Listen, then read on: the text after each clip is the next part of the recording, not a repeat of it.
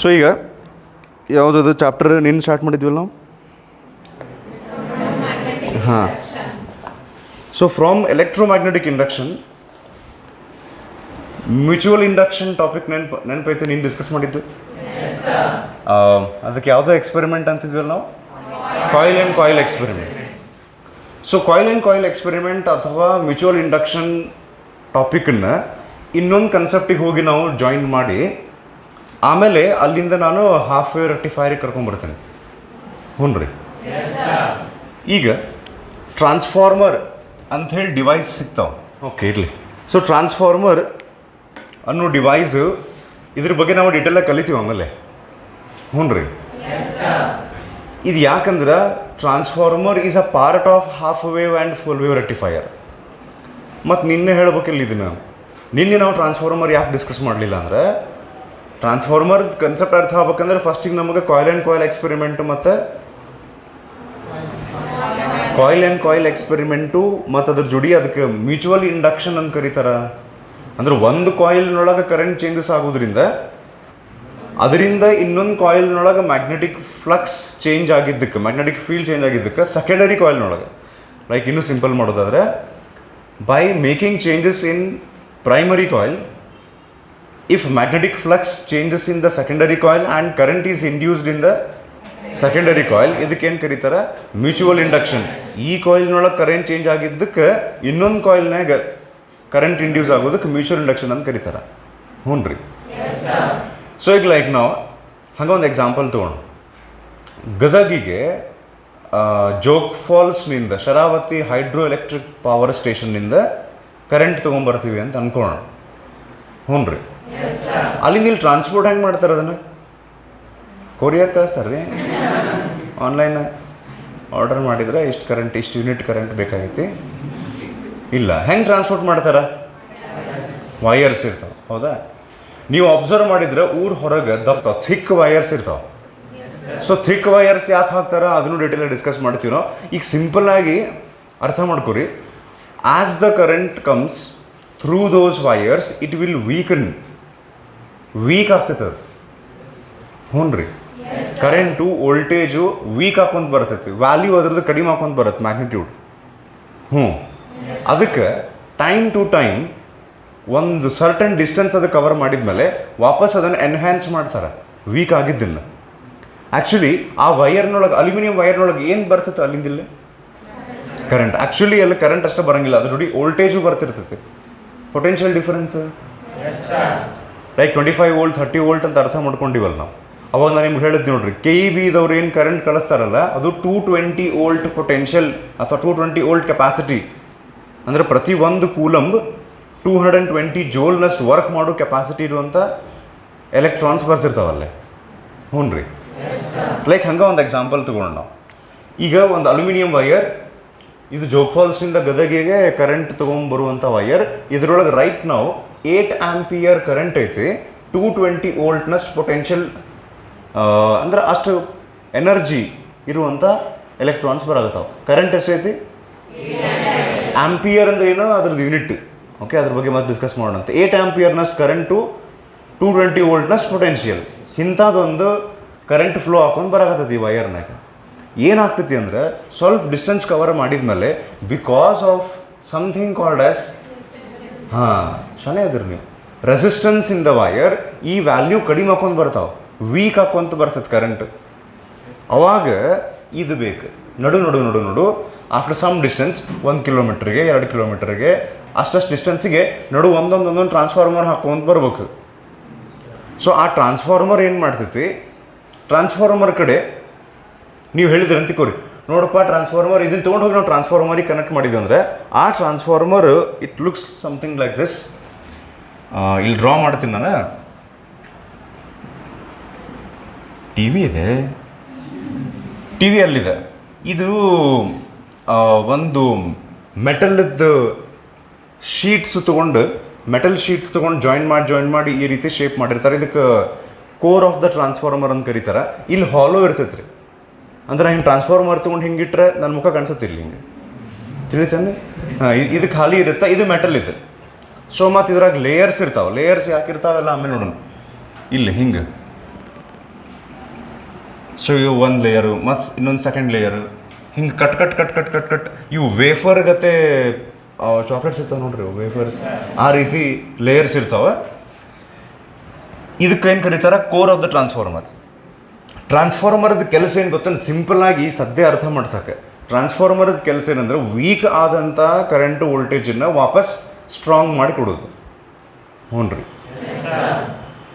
So ಅದಕ್ಕೆ step up ಮಾಡೋದು ಅಂತ ಕರೀತಾರೆ. ಎರಡು ಟೈಪ್ ಆಫ್ ಟ್ರಾನ್ಸ್ಫಾರ್ಮರ್ ಇರ್ತಾವೆ, step up transformer, step down transformer ಅಂತ ಇರ್ತಾವೆ. ಹಾಂ, ಇದು ಟ್ರಾನ್ಸ್ಫಾರ್ಮರ್ ಅದ್ರದ್ದು ಕೋರ್ ಅಂತ ಕರೀತಾರೆ. ಇದಕ್ಕೆ ಇಲ್ಲೇನು ಮಾಡ್ತಾರೆ, ಇದಕ್ಕೆ ಎರಡು ಲಿಂಬ್ಸ್ ಅದ ನೋಡ್ರಿ.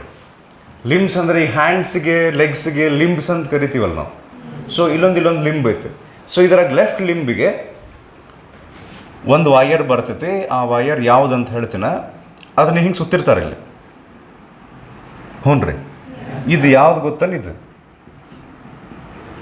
ಜೋಗ್ ಫಾಲ್ಸಿಂದ ಬಂದಂಥ ಆ ಡೈರೆಕ್ಷನ್ನಾಗ ಬಂದಂಥ ಕರೆಂಟಿಗಿತ್ತು. ಅದು ಪ್ರೈಮರಿ ಕಾಯಿಲ್ ತನಕ ಬರ್ತೈತಿ. ಇದು ಟ್ರಾನ್ಸ್ಫಾರ್ಮರ್ ಅದು ಪ್ರೈಮರಿ ಕಾಯಿಲ್ ಈಗ ಇದು. ಹ್ಞೂ ರೀ. ನೆಕ್ಸ್ಟ್ ಈ ಸೈಡ್ ಅಂದ್ರೆ ಈ ಲಿಂಬ್ಗಿಂತ ಇದು ದಪ್ಪದ ಸೆನ್ಸರ್ ಹಾಗೇನಿಲ್ಲದು. ಈಗ ನಾ ಇಲ್ಲಿ ಎಕ್ಸ್ಟ್ರಾ ಲೇಯರ್ ತೋರಿಸೋದಕ್ಕೆ ಸ್ವಲ್ಪ ಎಕ್ಸ್ಟ್ರಾ ಅನ್ಸತೈತಿ, ಹಂಗೂ ಸ್ವಲ್ಪ ಎಕ್ಸ್ಟ್ರಾ ದಪ್ಪ ತೆಗೆದ್ಬಿಟ್ರಿ ನಾ ಏನಿಲ್ಲ ತೋಟ ಹೋಲ್. ಸೊ ಇನ್ನೊಂದು ಈ ಕಡೆ ಹಿಂಗೆ. ಸೊ ಇದೇನು ಹೋಗ್ತೈತಲ್ಲ ಮುಂದೆ ಹಾಂ ಗದಗ ಅಂತಂದು ಊರು ಐತ್ರಿ, ಅಲ್ಲಿಗೆ ಹೋಗುತ್ತೆ. ಸೊ ಜೋಗ್ ಫಾಲ್ಸ್ನಿಂದ ಬಂದಂಥ ಕರೆಂಟ್ ಇಲ್ಲಿಗೆ ಸ್ಟಾಪ್ ಅದು. ಈಗ ಆ್ಯಕ್ಚುಲಿ ನಾವು ಹಿಂಗೆ ಅಂದ್ಕೊಂಡಿರ್ಬೋದು, ಗೊತ್ತಿಲ್ಲ ನೀವೇನು ಅಂದ್ಕೊಂಡ್ರಿ ಅಂಥೇಳಿ. ಜೋಗ್ ಫಾಲ್ಸ್ನೊಳಗೆ ಕರೆಂಟ್ ತಯಾರು ಮಾಡಿದ್ರೆ ಗದಗಿಗೆ ಸಪ್ಲೈ ಮಾಡ್ತಾರಂದ್ರೆ ಅಲ್ಲಿ ಎಲೆಕ್ಟ್ರಾನ್ಸ್ ಇಲ್ಲಿ ತನಕ ಬರ್ತಾವು, ಬರಂಗಿಲ್ಲ. ಜೋಗ್ ಫಾಲ್ಸಿಂದ ಬಿಡ್ತಾವ, ಹಾಂ ಈಗ ಬಿಟ್ಟಿರಿ, ಜಸ್ಟ್ ಬಿಟ್ಟಿರಿ, ಬರಾಗತ್ತೆ ಅಂಥೇಳಿ ಅದು ಕರೆಂಟ್ ಹಿಂಗೆ ಬರ್ತಿರುತ್ತೆ. ವಿದಿನ್ 1 or 2 kilometers ಒಂದು ಟ್ರಾನ್ಸ್ಫಾರ್ಮರ್ ಹಾಕ್ಬಿಟ್ರಂತಿಕೋರಿ, ಅಲ್ಲಿಗೆ ಆ ಎಲೆಕ್ಟ್ರಾನ್ಸದ್ದು ಜರ್ನಿ ಮುಗೀತು. ಜೋಗ್ ಫಾಲ್ಸಿಂದ 2 kilometers ಆ ಜರ್ನಿ ಮುಗೀತು. ಎದಕ್ಕಂದ್ರೆ ಇಲ್ಲಿ ಜೋಗ್ ಫಾಲ್ಸಿಂದ 2 kilometers ಈ ಟ್ರಾನ್ಸ್ಫಾರ್ಮರ್ ಐತೆ ಅಂತಿಕೋರಿ, ಇದ ಟ್ರಾನ್ಸ್ಫಾರ್ಮರ್ದ ಅಂತ ಅನ್ಕೋರಿ. ಇಲ್ಲಿ ಬಂದು ಆ ಕರೆಂಟ್ ಫ್ಲೋ ಆತ, ಪಾಸ್ ಆಗಿ ಫ್ಲೋ ಆಗಿ ಹಿಂಗೆ ಹೋಗ್ಬಿಡ್ತೈತೆ ವಾಪಸ್. ಹ್ಞೂ ರೀ. ಮತ್ತು ಏನು ಮಾಡ್ದಂಗಲ್ಲ, ಇದು ಕರೆಂಟ್ ಫ್ಲೋ ಆದ ಕೂಡಲೇ ಇಲ್ಲಿ ಇವು ಬರ್ತಾವೆ, ಹುಳ ಅಲ್ಲ ಇವು ಬರ್ತಾವೆ. ಏನಿವು magnetic field lines. Current can produce magnetic field ಅಂತ ನೋಡಿವಲ್ರಿ ನಾವು. ಯಾವ ಹೇಳಿದ್ನಲ್ಲ ಅದನ್ನು,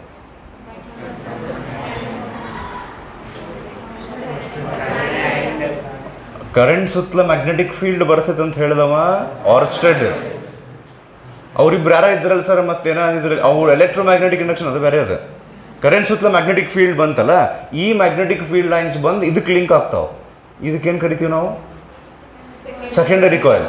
ಆ ಕಡೆದು ಈ ಕಾಯಿಲ್ ಆ್ಯಂಡ್ ಕಾಯಿಲ್ ಎಕ್ಸ್ಪೆರಿಮೆಂಟ್ ನಿನ್ನ ನೋಡಿವಲ್ಲ ನಾವು. ಅವ 2 ಕಾಯಿಲಿನ ಹಿಂಗೆ ಸುತ್ತಾರ ಟ್ರಾನ್ಸ್ಫಾರ್ಮರ್ನಾಗ ಅಷ್ಟೇ. ಇಲ್ಲಿ ಈ ಕಡೆಯಿಂದ ಬಂದಂಥ ವೀಕ್ ಆದಂಥ ಕರೆಂಟ್ ಈ ಕಡೆ ಬಂದರೆ ಅದನ್ನು ಎನ್ಹ್ಯಾನ್ಸ್ ಮಾಡಿ ಸೆಕೆಂಡರಿ ಕಾಯಿಲ್ನೊಳಗೆ ಅದನ್ನು ಸ್ಟ್ರಾಂಗ್ ಮಾಡಿ ಮತ್ತೆ ಮುಂದೆ ಕಳಿಸ್ತಾರೆ.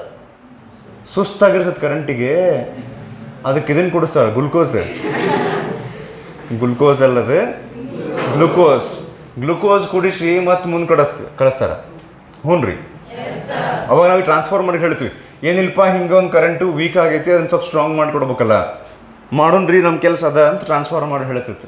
ಆದರೆ ಟ್ರಾನ್ಸ್ಫಾರ್ಮರ್ ಒಂದು ಕಂಡೀಷನ್ ಹೇಳುತ್ತೆ, ಏನಂದ್ರೆ ಐದರ್ ಕರೆಂಟ್ ಆರ್ ವೋಲ್ಟೇಜ್ ಇವೆರಡರೊಳಗೆ ಒಂದನ್ನಷ್ಟನ್ನು ಹೆಚ್ಚಿಗೆ ಮಾಡಬಹುದು. ಯಾಕೆ ಎಂತ ಆಮೇಲೆ ನೋಡೋಣಂತ್ರಿ. ಇದು ಈಗ ಯಾವಾಗಲೂ ಫಿಸಿಕ್ಸ್ನೊಳಗೆ ಹಿಂಗಿರುತ್ತೆ ನೋಡ್ರಿ, one kind of energy increase ಆದರೆ ಇನ್ನೊಂದು ಕೈಂಡ್ ಆಫ್ ಎನರ್ಜಿ ಡಿಕ್ರೀಸ್ ಆಗ್ತಿರುತ್ತೆ. ಬಿಕಾಸ್ ಯಾವಾಗಲೂ energy one form to another form transfer ಆಗ್ತೈತಿ. ಅಂದ್ರೆ ಲೈಕ್ ಈ ಪೆನ್ನಿಗೆ ಈಗ ಸದ್ಯ ಪೊಟೆನ್ಷಿಯಲ್ ಎನರ್ಜಿ ಐತಿ ಬಿಕಾಸ್ ಆಫ್ ಹೈಟ್. ಇದನ್ನು ಕೈ ಬಿಟ್ಟರೆ it starts getting converted into kinetic energy. ಅಲ್ಲೇ ಪೊಟೆನ್ಷಿಯಲ್ ಎನರ್ಜಿ ಕಡಿಮೆ ಹಾಕೊಂತ ಹೋಗ್ತೈತಿ, ಕೈನೆಟಿಕ್ ಎನರ್ಜಿ ಹೆಚ್ಚಿಗೆ ಹಾಕೊಂತ ಹೋಗುತ್ತೆ. ಆ ರೀತಿ ಟ್ರಾನ್ಸ್ಫಾರ್ಮರ್ ಹೇಳ್ತೈತಿ, ಯಾರಾಗ ಒಂದು ಕರೆಂಟ್ ಹೆಚ್ಚಿಗೆ ಮಾಡಲೆ ವೋಲ್ಟೇಜ್ ಹೆಚ್ಚಿಗೆ ಮಾಡಲೆ ಅಂತ ಕೇಳ್ತೈತೆ. ಅದು ಯಾವುದನ್ನು ಹೆಚ್ಚಿಗೆ ಮಾಡುತ್ತೆ ಅನ್ನೋದ್ರನ್ನ ಅದಕ್ಕೆ ಹೆಸರು ಕೊಡ್ತಾರೆ, ಸ್ಟೆಪ್ ಅಪ್ ಸ್ಟೆಪ್ ಡೌನ್ ಅಂತ. ಅದು ಆಮೇಲೆ ನೋಡಂತ್ರಿ. ಹ್ಞೂ ರೀ. ಟ್ರಾನ್ಸ್ಫಾರ್ಮರ್ನೊಳಗೆ 2 ಕಾಯಿಲ್, ಈ ಸದ್ಯ ನಮ್ಗೆ ಇಷ್ಟು ಬೇಕು, 2 ಕಾಯಿಲ್ ಇರ್ತಾವೆ, primary coil, secondary coil. So ಇಲ್ಲೊಂದು ಕರೆಂಟ್ ಬರ್ತೈತಿ. ಆ್ಯಂಡ್ ಜನರಲಿ ಈ ಜೋಗ್ ಫಾಲ್ಸ್ನೊಳಗೆಲ್ಲ ಕರೆಂಟ್ ತಯಾರು ಮಾಡ್ತಾರಲ್ಲ, ಎಂಥ ಕರೆಂಟ್ ತಯಾರು ಮಾಡ್ತಾರಲ್ಲ, AC ಮಾಡ್ತಾರೆ ಆ್ಯಂಡ್ DC ಮಾಡ್ತಾರೆ. ಟೆಂಪ್ರೇಚರ್ ಮೇಲೆ ಡಿಪೆಂಡ್ ಆಗ್ತದೆ ಸರ್ ಅದು. ಅಲ್ಲಿ ಸ್ವಲ್ಪ ಅವತ್ತು ಬಿಸಿಲು ಭಾಳ ಇತ್ತು ಅಂದರೆ AC ಮಾಡ್ತಾರೆ, ಹಂಗೆ ಇರೋಂಗಿಲ್ಲ. ಎ ಸಿ ಮಾಡ್ತಾರೆ. ಡೊಮೆಸ್ಟಿಕ್ ಪರ್ಪಸ್ಸಿಗೆ ನಾವೆಲ್ಲ ಕಡೆ ಯೂಸ್ ಮಾಡೋದು, ನಮ್ಮ ಮನೆಯೊಳಗೆ, ನಿಮ್ಮ ಮನೆಯೊಳಗೆ, ಕಾಲೇಜ್ನೊಳಗೆ ಎಲ್ಲ ಕಡೆ ಎ ಸಿ ಯೂಸ್ ಮಾಡ್ತೀವಿ, ಡಿ ಸಿ ಯೂಸ್ ಮಾಡೋಂಗಿಲ್ಲ. ಯಾಕೆ? ಅದು ಮತ್ತೆ ಬರ್ತೈತೆ, ಆಮೇಲೆ ಅವನ್ನೆಲ್ಲ ಡಿಸ್ಕಸ್ ಮಾಡೋಣ ಅಂತ. ಸೊ ಈಗ ಆಲ್ಟರ್ನೇಟಿಂಗ್ ಕರೆಂಟ್ ಇಲ್ಲಿ ಬಂತಂತ ಕೋರಿ, ಎಂಥ ಕರೆಂಟ್? ಆ ಆಲ್ಟರ್ನೇಟಿಂಗ್ ಕರೆಂಟ್ನೊಳಗೆ ಕರೆಂಟ್ ಹೆಂಗೆ ವ್ಯಾಲ್ಯೂ ಚೇಂಜ್ ಆಗ್ತಿರತ್ತೆ ಗೊತ್ತನ? ಈಗ ಡೈರೆಕ್ಟ್ ಕರೆಂಟ್ ಇತ್ತು ಅಂತ ಕೋರಿ, ನಾ ಆಗಲೇ ಹೇಳಿದೆ ಏನಂತ, ಇಲ್ಲಿ ಕರೆಂಟ್ ಎಷ್ಟು ಫ್ಲೋ ಆಗತ್ತೈತಿ, let us take it as 8 ampere ಅಂತ. ನಾನು ಅದು ಸುಳ್ಳುದು ನಾ ಹೇಳಿದ್ದು. ಯಾಕಂದ್ರೆ ಈ ಊರು ಹೊರಗೆ ವೈರ್ನಾಗ 8 ಆಂಪಿಯರ್ ಅಂತ ಹಿಂಗೆ ಫಿಕ್ಸ್ ಹೇಳಕ್ಕೆ ಬರಂಗಿಲ್ಲ. ಡಿ ಸಿ ಕರೆಂಟ್ ಇದ್ರಷ್ಟ ಫಿಕ್ಸ್ ಇರ್ತೈತೆ ರೀ ಕರೆಂಟ್ ವ್ಯಾಲ್ಯೂ. ಎ ಸಿ ಕರೆಂಟದ ವ್ಯಾಲ್ಯೂ ಫಿಕ್ಸ್ ಇರೋಂಗಿಲ್ಲ. ಆ ಕರೆಂಟ್ ಹೆಂಗಿರುತ್ತೆ ಗೊತ್ತನ? ಇಲ್ಲೇನು ಎ ಸಿ ಕರೆಂಟ್ ಫ್ಲೋ ಆಗ್ತಿರ್ತೈತಲ್ಲ, ಜೋಗ್ ಫಾಲ್ಸಿಂದ ಬಂದಿದ್ದು ಎಂಥ ಕರೆಂಟ್ ಇರ್ತೈತಿ, ಒಂದೇ ಮಾತು ಎ ಸಿ. ಅದ್ರ ವ್ಯಾಲ್ಯೂ ಹೆಂಗೆ ಚೇಂಜ್ ಆಗ್ತಿರ್ತೈತಿ ಅಂದ್ರೆ 0 ampere starting, 1 ampere, 2 ampere, 3 ampere, 4 ampere, 5 ampere, 4 ampere, 3 ampere, 2 ampere, 1 ampere, 0 ampere, -1, -2, -3, -4. Minus ಅಂದ್ರೆ ಏನಿದು? ಡೈರೆಕ್ಷನ್ ಚೇಂಜ್ ಆಗುತ್ತೆ ಅವಾಗ. ಕರೆಂಟ್ ವ್ಯಾಲ್ಯೂ ಸ್ಟಾರ್ಟಿಂಗ್ 0, ನೆಕ್ಸ್ಟ್ ಹೆಚ್ಚಿಗೆ ಆಗಿ 1 ಆಂಪಿಯರ್, ಮತ್ತು ಹೆಚ್ಚಿಗೆ ಆಗಿ 2, ಹಿಂಗೆ ಹೆಚ್ಚಿಗೆ ಹಾಕೊಂತ ಒಂದು ಲಿಮಿಟ್ ಇರ್ತೈತೆ 5 ಆಂಪಿಯರ್ ಫಾರ್ ಎಕ್ಸಾಂಪಲ್. ಆಮೇಲೆ ಅಲ್ಲಿಂದ ಕಡಿಮೆ ಹಾಕೊಂಡು ಬರುತ್ತೆ. ಹ್ಞೂ ರೀ. ಈಗ ಲೈಕ್ ಫಾರ್ ಎಕ್ಸಾಂಪಲ್ ಅಲ್ಲೊಂದು ಗೆರಿ ಹಾಕ್ತೀನಿ, ಲೈನ್ ಹಾಕ್ತೀನಿ, ಈ ಕಡೆ ಒಂದು ಲೈನ್ ಹಾಕ್ತೀನಿ, ನಿಮಗೆ ಹೇಳ್ತೀನಿ ಅಲ್ಲಿ ನೋಡ್ಕೊಂಡು ಬರ್ಬೇಕು, ಇದನ್ನ ಮುಟ್ಬೇಕು, ಮತ್ತೆ ಹೋಗ್ಬೇಕು, ಅದನ್ನ ಮುಟ್ಬೇಕು, ಮತ್ತು ಇದನ್ನ ಮುಟ್ಬೇಕು, ಹಿಂಗೆ ಓಡ್ಕೊಂತ ಹೋಗ್ಬೇಕು. ಹಿಂಗೆ ಎಕ್ಸಾಕ್ಟ್ಲಿ ಇಲೆಕ್ಟ್ರಾನ್ಸ್ ಹಿಂಗೆ ಮೂವ್ ಆಗ್ತಿರ್ತಾವೆ ಆಲ್ಟರ್ನೇಟ್ ಕರೆಂಟ್ನಾಗ. ಕ್ರಿಕೆಟ್ನೊಳಗೆ ರನ್ ನೋಡ್ತಾರಲ್ಲ, ಅದು ಬೆಸ್ಟ್ ಎಕ್ಸಾಂಪಲ್. ನೀವು ಇಲ್ಲಿಂದ ಓಡಕ್ಕೆ ಚಾಲು ಮಾಡಿದ್ರೆ, ಈ ಲೈನ್ನಿಂದ ಓಡಕ್ಕೆ ಚಾಲೂ ಮಾಡಿರಿ, ನೀವು ಸ್ಟಾರ್ಟ್ ಮಾಡಿರಿ ಅಂದ್ರೆ ಸ್ಟಾರ್ಟಿಂಗ್ ವೆಲಾಸಿಟಿ ಏನಿರ್ತೈತೆ ನಿಮ್ದು? 0. ಅಲ್ಲಿಂದ ಸ್ಟಾರ್ಟ್ ಮಾಡಿ ಅಲ್ಲಿಗೆ ಹೋಗಿ ಸ್ಟಾಪ್ ಮಾಡ್ಬೇಕಂದ್ರೆ ಅಪ್ರಾಕ್ಸಿಮೇಟ್ಲಿ ಮಿಡ್ ವೇ ಬಂದಾಗ ನಿಮ್ಮದು ಹೈಯೆಸ್ಟ್ ವೆಲಾಸಿಟಿ ಇರ್ತೈತಿ. ಮತ್ತು ಗಾಡಿ ಹಾಯ್ತಿರಿ ಹೋಗಿ, ಮತ್ತು ಕಡಿಮೆ ಮಾಡ್ಬೇಕು ಈ ವೆಲಾಸಿಟಿನ. ಕಡಿಮೆ ಮಾಡಲ್ಲಿ ಹೋಗಿ ನಿಂತ ವೆಲಾಸಿಟಿ ಮತ್ತು 0, ಅಲ್ಲಿ ಡೈರೆಕ್ಷನ್ ಚೇಂಜ್, ಮತ್ತು ವೆಲಾಸಿಟಿ ಇನ್ಕ್ರೀಸ್, ಇಲ್ಲಿ ಬಂದಾಗ ಹೈಯೆಸ್ಟ್, ಡಿಕ್ರೀಸ್, 0, ಮತ್ತು ಡೈರೆಕ್ಷನ್ ಚೇಂಜ್. ಹಿಂಗೆ ಎಕ್ಸಾಕ್ಟ್ಲಿ ಹಿಂಗೆ ಎಲೆಕ್ಟ್ರಾನ್ಸ್ ಮೂವ್ ಆಗ್ತಿರ್ತಾವೆ ಎ ಸಿ ಕರೆಂಟ್ನೊಳಗೆ. ನಿನ್ನೆ ನಾವು ದಿನ ಎಲೆಕ್ಟ್ರೋಮ್ಯಾಗ್ನೆಟಿಕ್ ಇಂಡಕ್ಷನ್ ಅಂತೇನೋ ಡಿಸ್ಕಸ್ ಮಾಡ್ತಾ ಇದ್ವಿ ಅಲ್ವಾ?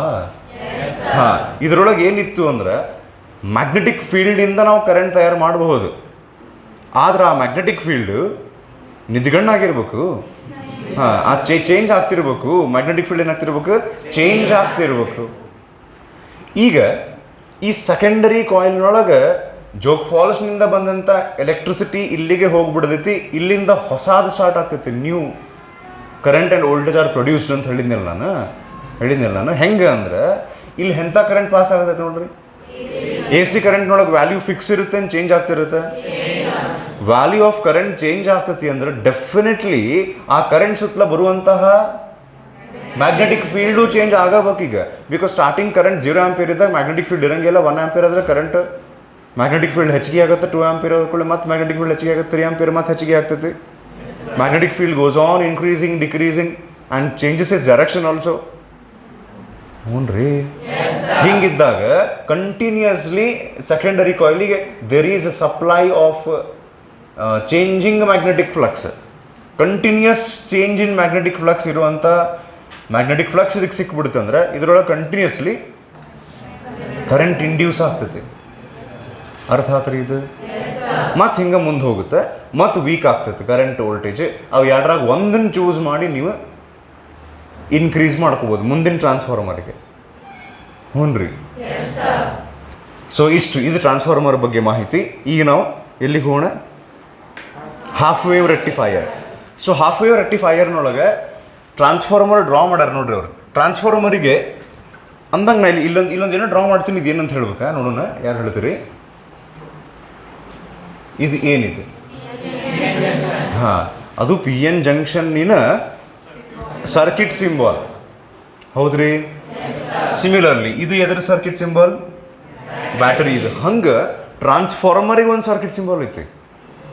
ಇದು ಇಷ್ಟೈತಲ್ಲಿ ದೊಡ್ಡದು ಟಿ ವಿಗೆ ತೆಗೆದಿವಲ್ಲ, ಇದಕ್ಕೊಂದು ಸರ್ಕಿಟ್ ಸಿಂಬಾಲ್. ಆ ಸರ್ಕಿಟ್ ಸಿಂಬಾಲ್ ಡ್ರಾ ಮಾಡ್ತೀನಿ ನಾ ಈಗ.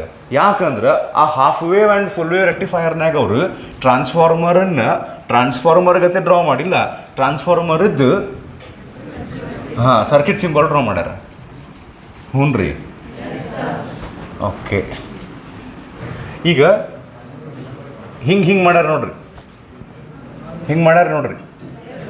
ಹಾಂ, ಇದು ಹಿಂಗೆ ಮಾಡಿದರೆ ಪ್ರೈಮರಿ ಕಾಯಿಲ್. ಇದು ಅಂದ್ರೆ ಪೂರ್ತಿ ಆ ಟ್ರಾನ್ಸ್ಫಾರ್ಮರನ್ನು ಹಿಂಗೆ ಟಿ ವಿ ಗತೆ ತೆಗೆದು ಅದ್ರದ್ದು ಕೋರ್ ಆಫ್ ಟ್ರಾನ್ಸ್ಫಾರ್ಮರ್ ತೆಗೆದು ಲಿಂಬ್ ತೆಗೆದು ಅದ್ರ ಮೇಲೆ ವೈರ್ ಸುತ್ತಂಗೆ ಇಲ್ಲಿ ಇವರು ಸರ್ಕಿಟ್ ಸಿಂಬಲ್ನಾಗ ಏನು ಮಾಡ್ತಾರೆ ಗೊತ್ತನ ಹಿಂಗೆ ಇಷ್ಟ ಇದೇನಿಗಿದೆ ಪ್ರೈಮರಿ ಕಾಯಿಲ್. ನೆಕ್ಸ್ಟ್ ಹಿಂಗೆ ಮಾಡಿದರೆ ಸೆಕೆಂಡರಿ ಕಾಯಿಲ್. ಹ್ಞೂ ರೀ, ಅದೇನು ಟಿ ವಿ ಗತೆ ನಾವು ತೆಗೆದಿರೋದು ಕೋರ್ ಆಫ್ ದ ಟ್ರಾನ್ಸ್ಫಾರ್ಮರ್ ಹಿಂಗೆ ಲೇಯರ್ಸ್ ಆಫ್ ಮೆಟಲ್ ಶೀಟ್ ಇರ್ತಾವ ಅದ್ರಾಗ ಅಂತ ಹೇಳಿದ್ನಲ್ಲ.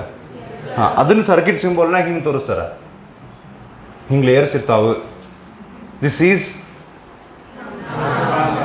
The circuit symbol. ಗೊತ್ತಾತ್ರಿ ಇದು? ಇದು ಹಾಫ್ ವೇವ್ ರೆಕ್ಟಿಫೈಯರ್ ಮತ್ತು ಫುಲ್ ವೇವ್ ರೆಕ್ಟಿಫೈಯರ್ನಾಗ ನಾವೇನು ಮಾಡ್ತೀವಿ? ರೆಕ್ಟಿಫಿಕೇಶನ್ ಮಾಡ್ತೀವಿ. ಏನು ಹಂಗಂದ್ರೆ ಎ ಸಿ ಕರೆಂಟನ್ನು ಡಿ ಸಿ ಆಗಿ ಕನ್ವರ್ಟ್ ಮಾಡ್ತೀವಿ. ಸೊ ಈಗ ಎ ಸಿನ ಡಿ ಸಿ ಕನ್ವರ್ಟ್ ಮಾಡ್ಬೇಕಂದ್ರೆ ಮೇಜರ್ ಡಿಫ್ರೆನ್ಸ್ ಏನು ಗೊತ್ತೇನು ಎ ಸಿ ಮತ್ತು ಡಿ ಸಿಗೆ? ಎ ಸಿ ಒಳಗೆ ಕರೆಂಟು ಅಥವಾ ಎಲೆಕ್ಟ್ರಾನ್ಸು ಪ್ರತಿ ಇಷ್ಟು ಟೈಮ್ ಆದಮೇಲೆ ತಮ್ಮ ಡೈರೆಕ್ಷನನ್ನು ಚೇಂಜ್ ಮಾಡ್ತಾವೆ. ಎಲ್ಲೇ? ಎ ಸಿ ಕರೆಂಟ್ ಒಳಗೆ.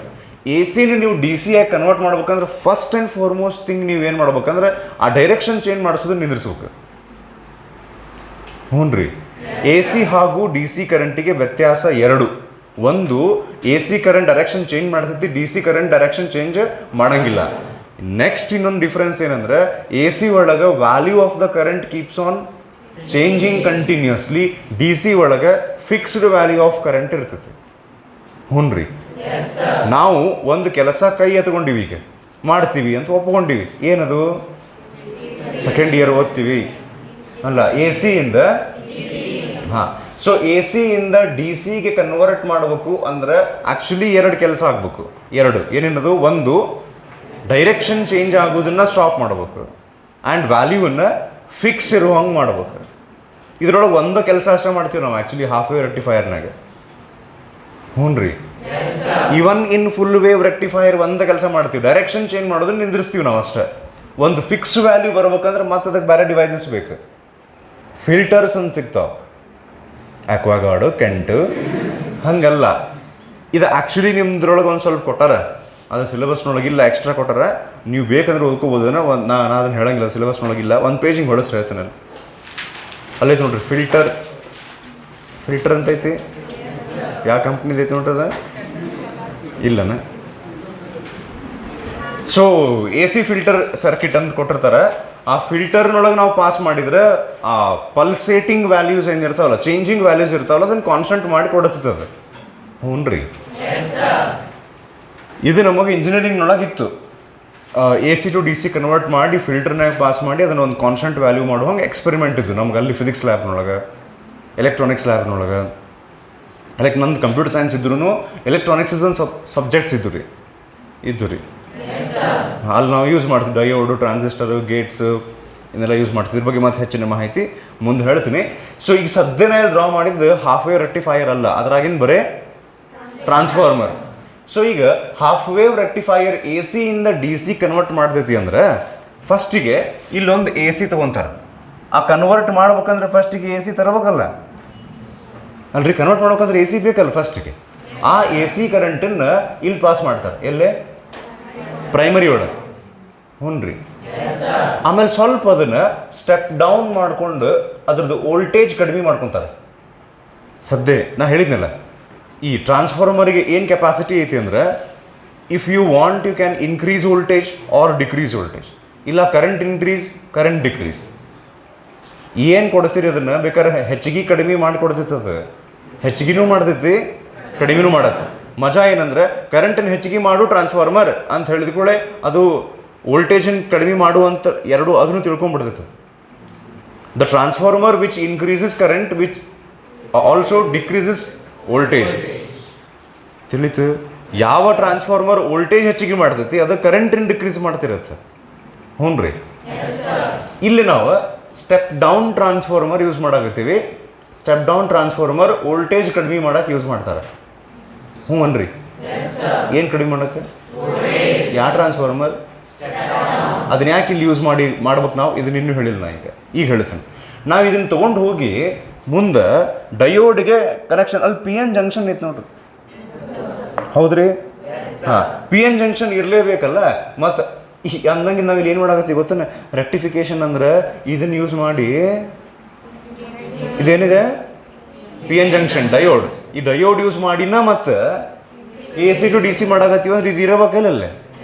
ಹಾಂ, ಸೊ ಈಗ ಇಲ್ಲೇ ಎ ಸಿ ಕರೆಂಟ್ ಪ್ರೈಮರಿ ಕಾಯಿಲ್ನಾಗ ಬಂತು, ಆಮೇಲೆ ಬಂದಿದ್ದಕ್ಕೆ ಇದರಿಂದ ಮ್ಯಾಗ್ನೆಟಿಕ್ ಫೀಲ್ಡ್ ಲೈನ್ಸ್ ಬಂದು ಸೆಕೆಂಡರಿ ಕಾಯಿಲ್ನೊಳಗೆ ಲಿಂಕ್ ಆಗಿ ಇಲ್ಲಿ ಮತ್ತು ಕರೆಂಟ್ ವೋಲ್ಟೇಜ್ ಇಂಡ್ಯೂಸ್ ಆಗಿ ಬರ್ತಾವಲ್ಲ, ಅದನ್ನು ತೊಗೊಂಡು ಹೋಗಿ ಡಯೋಡಿಗೆ ಕೊಡ್ತೀರಿ ಅಂದರೆ ಕೆ ಬಿಯಿಂದ ಬಂದಂಥ 220 ವೋಲ್ಟ್ ಸೀದಾ ಡಯೋಡಿಗೆ ಸುಟ್ಟು ಢಮ್ ಮಾಡಿಬಿಡ್ತದೆ, ಸುಟ್ಟು ಹೋಗಿ ಬರ್ತೈತಿ ಡಯೋಡಿಗೆ 220 ವೋಲ್ಟ್ ಡೈರೆಕ್ಟ್ ಪಾಸ್ ಮಾಡಿದರೆ. ಅದಕ್ಕೆ ಆ ವೋಲ್ಟೇಜನ್ನು ಸ್ವಲ್ಪ ಶಾಂತ ಮಾಡಿ, ತಡಿತಮ್ಮ ನಾ ಇಲ್ಲಿ ಬೇರೆ ಕೆಲಸ ಮಾಡಾಕ್ತೀವಿ, ಸದ್ಯ ನಮ್ಮ ಕಡೆ ಹೈಫೈ ಯಾವುದು ಡಯೋಡ್ ಇಲ್ಲ, ಅದನ್ನೆಲ್ಲ ತಡ್ಕೊಳ್ಳೋಂಗೆ ಜಾಸ್ತಿ ಡೋಪಿಂಗ್ ಮಾಡಿದರೆ ಅವು ಸುಡಂಗಿಲ್ಲ ರೀ. ಡೋಪಿಂಗ್ ಅಂತೇನೋ ಕೇಳ್ತಾರೆ, ಸುದ್ದಿ ಕೇಳಿರ್ಲಿ, ಹಂಗೆ ಡೋಪಿಂಗ್ ಮಾಡ್ತಾರಲ್ಲ. ಸೊ ಹಂಗೆ ಮಾಡಿದ್ರೆ ನಡೀತೈತಿ. ಆ್ಯಸ್ ಮಚ್ ಆಸ್ ಪಾಸಿಬಲ್ ಈ ಡಯೋಡನ್ನು ಪ್ರೊಟೆಕ್ಟ್ ಮಾಡ್ಕೊಳಕ್ಕೆ ನಾವೇನು ಮಾಡ್ತೀವಿ, ವೋಲ್ಟೇಜನ್ನು ಸ್ವಲ್ಪ ಕಡಿಮೆ ಮಾಡ್ತೀವಿ. ಅದಕ್ಕೆ ಈ ಹಾಫ್ ವೇವ್ ರೆಕ್ಟಿಫೈಯರ್ನೊಳಗೆ ಇದ್ರ ಕೆಲಸ ಐತಿ. ಯಾರು ಇವರು?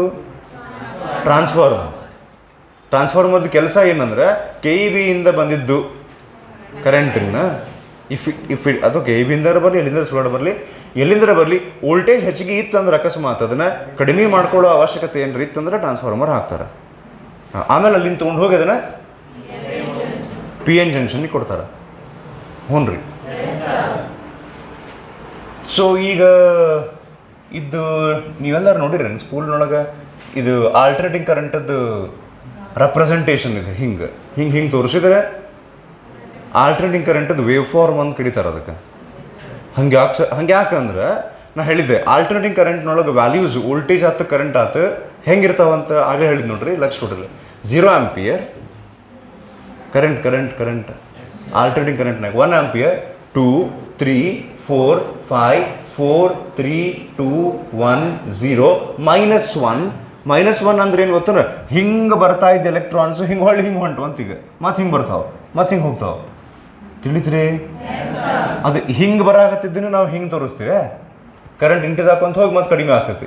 ಕೆಳಗೆ ಡ್ರಾ ಮಾಡಾಕತ್ತೀವಿ ಅಂದರೆ the electrons have changed there direction ಅಂತ ಅರ್ಥ. ತಿಳಿತ್ರಿ? ಹಾಂ. ಸೊ ಈಗ ಇದು ಎ ಸಿ ವೇವ್ ಫಾರ್ಮ್ನೊಳಗೆ ಇದು ಎಕ್ಸ್ ಆಕ್ಸಿಸ್ಕಿನ್ನ ಮ್ಯಾಲೆ ಅದಾವಲ್ಲ, ಇವಕ್ಕಿಷ್ಟಕ್ಕೂ ಪಾಸಿಟಿವ್ ಹಾಫ್ ಸೈಕಲ್ಸ್, ಕೆಳಗಿರುವುದಕ್ಕೆ ನೆಗೆಟಿವ್ ಹಾಫ್ ಸೈಕಲ್ಸ್ ಅಂತ ಕರೀತಾರೆ. ಹ್ಞೂ ರೀ. ಈ positive half cycles negative half cycles ಅಂದ ತಕ್ಷಣ ಈಗ ಇಮ್ಯಾಜಿನ್ ಮಾಡ್ರಿ, ಆಲ್ಟರ್ನೇಟಿಂಗ್ ಕರೆಂಟ್ ಇಲ್ಲಿ ಬಂತು, 220 ವೋಲ್ಟ್ ಇತ್ತು, ಅದನ್ನು ಸ್ಟೆಪ್ ಡೌನ್ ಮಾಡಿ ನಾವು ಸೆಕೆಂಡರಿ ಕಾಯಿಲ್ನೊಳಗೆ ತೊಗೊಂಡಿವಿ. ಈಗ ಇದನ್ನು ಈ ಡಯೋಡಿಗೆ ಸಪ್ಲೈ ಮಾಡ್ಬೇಕು. ಡಯೋಡಿಗೆ ಕೊಟ್ಟುಕೂಳೆ, ಯಾರಿಗೆ ಕೊಟ್ಟುಕೂಳೆ, ಎದಕ್ಕೆ ಕೊಡಾಕತ್ತೀರಿ ಡಯೋಡಿಗೆ? ಏನು ಕೊಡಾಕತ್ತೀರಿ ಡಯೋಡಿಗೆ? ಕುಸ್ರಳ್ಳಿ ಎಳ್ಳು ಬೆಲ್ಲ ತಗೊಂಡು ಒಳ್ಳೆಯವರು ಹಂಗಲ್ಲ. ಏನು ಕೊಡಾಕತ್ತೀವಿ ನಾವು ಅದಕ್ಕೆ?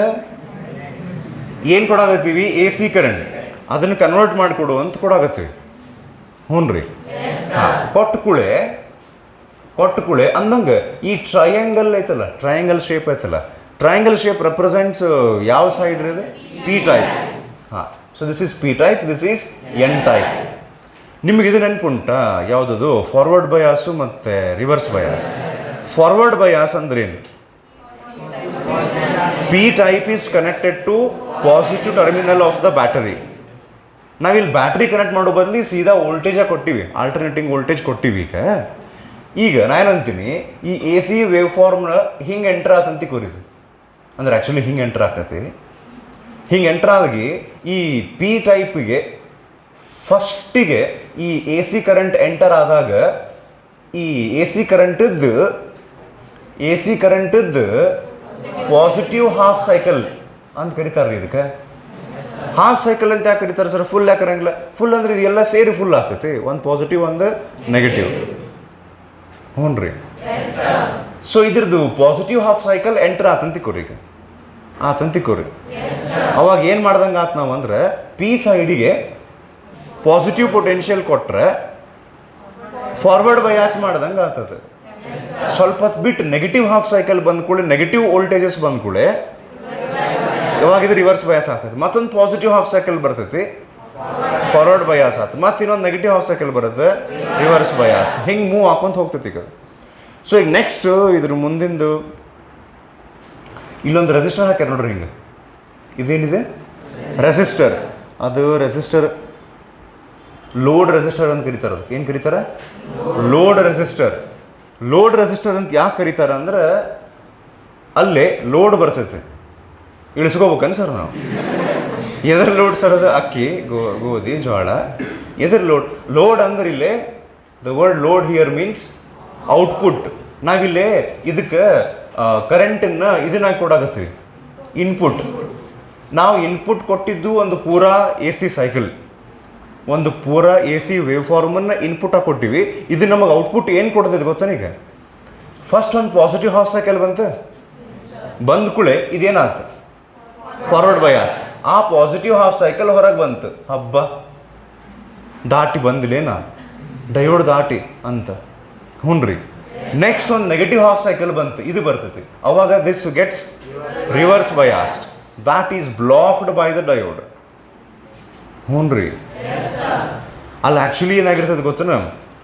ಎಲೆಕ್ಟ್ರಾನ್ಸ್ ಹಿಂಗೆ ಡೈರೆಕ್ಷನ್ ಚೇಂಜ್ ಆಗ್ತಾವಲ್ಲ, ಅದ್ರ ಜೋಡಿ ವೋಲ್ಟೇಜ್ ಡೈರೆಕ್ಷನ್ ಚೇಂಜ್ ಮಾಡ್ತಿರ್ತೈತಿ. ಅಂದ್ರೆ ಈಗ ವೋಲ್ಟೇಜ್ ಅಂದ್ರೆ ಪೊಟೆನ್ಷಿಯಲ್ ಡಿಫ್ರೆನ್ಸ್, ಪ್ಲಸ್ ಮೈನಸ್ ಇರ್ತಾವೆ ನೋಡ್ರಿ, ಪಾಸಿಟಿವ್ ನೆಗೆಟಿವ್. ಈ ಕಡೆ ಪಾಸಿಟಿವ್, ಈ ಕಡೆ ನೆಗೆಟಿವ್ ಇದ್ದಿದ್ದು ನೆಕ್ಸ್ಟ್ ಒಂದು ಹಾಫ್ ಸೈಕಲ್ನಾಗ negative positive, positive negative, negative positive ಆಗೋದ್ರಿಂದ ಇದು ಫಾರ್ವರ್ಡ್ ಬಯಾಸ್ ಆಗೋದು, ರಿವರ್ಸ್ ಬಯಾಸ್ ಆಗೋದು, ಫಾರ್ವರ್ಡ್ ಬಯಾಸ್ ಆಗೋದು, ರಿವರ್ಸ್ ಬಯಾಸ್ ಆಗೋದು ಆಗ್ತಿರ್ತೈತಿ. ಅಂದ್ರೆ ನೆಗೆಟಿವ್ ಹಾಫ್ ಸೈಕಲ್ ಬಂತಂದ್ರೆ ಒಂದು ಕೆಲಸ ಮಾಡೋಣ. ಇಲ್ಲಿ ಎಷ್ಟೈತಿ ಪೊಟೆನ್ಷಿಯಲ್? ಹಾಂ, ಇದು ಸ್ಟೆಪ್ ಡೌನ್ ಆಗಿ 100 ವೋಲ್ಟ್ ಆಗೈತೆ ಅಂತ ಅನ್ಕೊಳ್ಳೋಣ. ಎಷ್ಟಾಗೈತಿ? 100 ವೋಲ್ಟ್ ಅಂದ ತಕ್ಷಣ ಈಗ ನಮಗೆ ಎಲೆಕ್ಟ್ರೋಸ್ಟಾಟಿಕ್ ಪೊಟೆನ್ಷಿಯಲ್ ಚಾಪ್ಟರ್ ಕಲ್ತ ಮೇಲೆ ಪೊಟೆನ್ಷಿಯಲ್ ಡಿಫರೆನ್ಸ್ ಅಂತ ಗೊತ್ತಾಗೈತಿ. ಈಗ ಪೊಟೆನ್ಷಿಯಲ್ ಡಿಫರೆನ್ಸ್ ಅಂದ್ರೆ ಯಾವಾಗಲೂ ಹೆಂಗಿರ್ತೈತಿ? ಒಂದು ಕಡೆ ಪಾಸಿಟಿವ್, ಒಂದು ಕಡೆ ನೆಗೆಟಿವ್. ಪಾಸಿಟಿವ್ ಅಂದ್ರೆ ನಾವು ಅನ್ಕೊಂತೀವಿ ಹೈಯರ್ ಪೊಟೆನ್ಷಿಯಲ್, ನೆಗೆಟಿವ್ ಅಂದರೆ ಲೋವರ್ ಪೊಟೆನ್ಷಿಯಲ್. ಈ ಪಾಸಿಟಿವ್ ಹಾಫ್ ಸೈಕಲ್ನಾಗ ಏನಾಗಿರುತ್ತೆ ಗೊತ್ತನ? ಇದು ಸ್ವಲ್ಪ ನೀವು ಅರ್ಥ ಮಾಡ್ಕೊತೀರ ಅಂತ ನಾನು ಒಂದು ಸ್ವಲ್ಪ ಎಕ್ಸ್ಟ್ರಾ ಎಕ್ಸ್ಪ್ಲೇನ್ ಮಾಡೋಕೆ ಟ್ರೈ ಮಾಡತ್ತೀನಿ ಈಗ, which is actually not required, ಸಿಲೆಬಸ್ನಾಗಿಲ್ಲ. ಬಟ್ ಹೇಳ್ಬೇಕನ್ಸತೈತಿ, ಹೇಳ್ತೀನಿ. ಆಮೇಲೆ ಇದರಿಂದ ಇನ್ನೊಂದು ಯೂಸ್ ಐತೆ, ಫುಲ್ ವೇವ್ ರೆಕ್ಟಿಫೈಯರ್ ಬಂದಾಗ ಸ್ವಲ್ಪ ಎಕ್ಸ್ಟ್ರಾ ಹೆಲ್ಪ್ ಆಗುತ್ತೆ. ಹ್ಞೂ ರೀ. ಈಗ ಇಲ್ಲಿ ಎಷ್ಟಿತ್ತು ಪೊಟೆನ್ಷಿಯಲ್? 220 ವೋಲ್ಟ್ ಇದ್ದಾಗ ಲೆಟ್ ಅಸ್ ಸೇ ಇಲ್ಲಿ ಪಾಸಿಟಿವ್, ಇಲ್ಲಿ ನೆಗೆಟಿವ್ ಪೊಟೆನ್ಷಿಯಲ್ ಡಿಫರೆನ್ಸ್ ಡೆವಲಪ್ ಆಗೈತೆ ಅಂತ ತಿಳ್ಕೊರಿ. ಪೊಟೆನ್ಷಿಯಲ್ ಡಿಫರೆನ್ಸ್ ಐತಿ ಅಂದರೆ ಯಾವಾಗಲೂ ಒಂದು ಕಡೆ ಇಲ್ಲಿ ಪಾಸಿಟಿವ್ ಇರುತ್ತೆ, ಒಂದು ಕಡೆ ನೆಗೆಟಿವ್ ಇರುತ್ತೆ. ಈಗ ಲೈಕ್ ಬ್ಯಾಟ್ರಿ ಯೂಸ್ ಮಾಡ್ತೀವಿ ನೋಡ್ರಿ ನಾವು. ಬ್ಯಾಟ್ರಿ ಒಳಗೆ ಒಂದು ಪಾಸಿಟಿವ್ ಟರ್ಮಿನಲ್, ಒಂದು ನೆಗೆಟಿವ್ ಯೂಸ್ ಮಾಡಿದ್ರಷ್ಟೇ ಮತ್ತು ಅಲ್ಲಿ ನಿಮ್ಗೆ ಒಂದು ಪೊಟೆನ್ಷಿಯಲ್ ಡಿಫರೆನ್ಸ್ ಸಿಗ್ತೈತೆ. ಹ್ಞೂ ರೀ. ಈಗ ಇದು ಯಾವ ಕಾಯಿಲ್ ಇದೆ?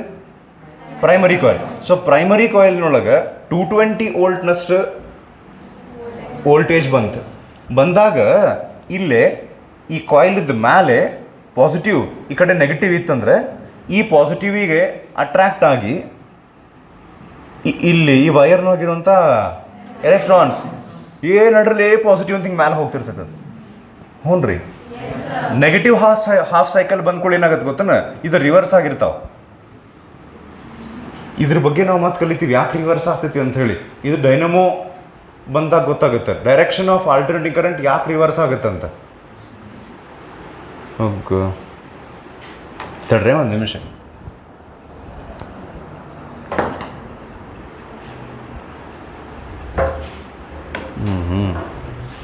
ತಡ್ರಿ, ಇದೇನಿದೆ?